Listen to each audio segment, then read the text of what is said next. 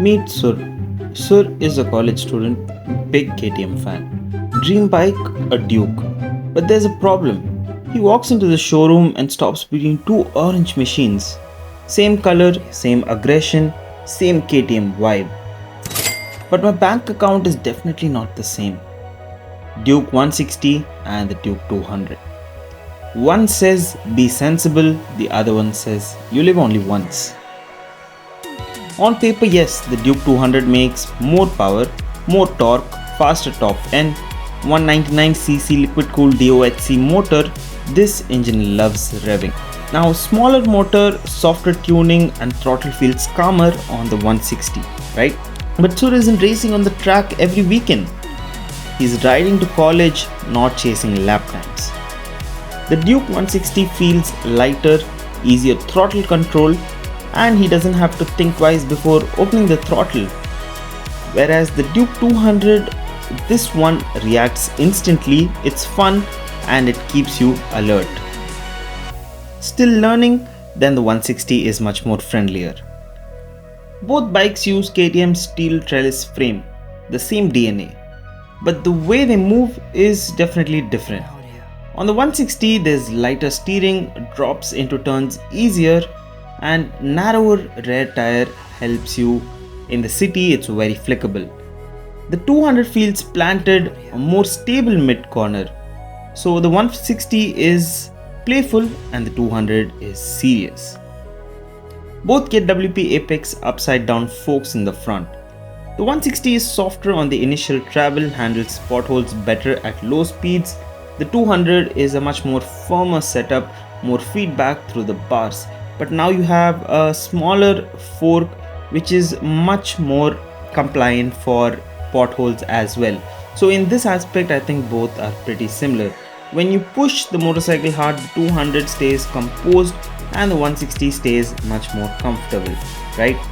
Sur rides every day. He goes to college, he meets with friends, and he runs errands at times. Now there's a lot of signals, a lot of U-turns, a lot of traffic. So the 160 will help you reach your destination much more relaxed. Where the 200, it wants open roads. The traffic feels like it's waiting. So daily city life, the 160 wins on ease. Brakes matter more than top speed. Now on the 200 you got larger front disc, stronger initial bite, high speed braking feels very confident. Now on the 160 it's slightly smaller disc, more progressive. It's easier to modulate if you are new, right? But there's not much of a difference in the bike. The dual channel ABS is present on both. It's predictable, no drama, right? Much more predictable braking means you are much more confident, and that is available on both these bikes. Now highways and weekend rides and the open road, this is why we buy bikes mostly, right? On the 200 there's a 6-speed gearbox, longer legs. At 100 the engine feels relaxed, overtakes has no stress, and the bike is in its element. Whereas the Duke 160, it can cruise, but it's not near your comfort zone. So for the highways, the Duke 200 feels much more complete. Now when you're looking at the TFT display, the TFT display looks clean on both.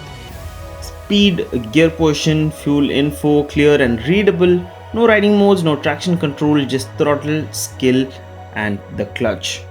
Now the learning curve, you don't need much power, you need predictable power if you are a beginner, and the 160 forgives mistakes.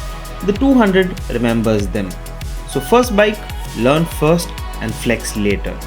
When it comes to service, the service intervals are similar.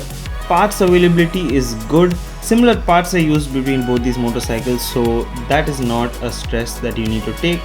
The 160 feels less stress daily. The 200 gives you much more thrill and expects more commitment as well.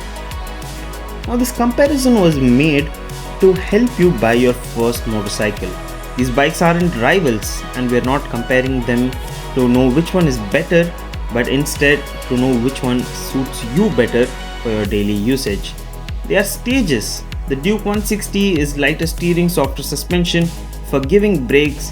The Duke 200 is a firmer setup, stronger brakes and highway confidence. Now choose the bike that fits your life today. not the version that you're trying to impress.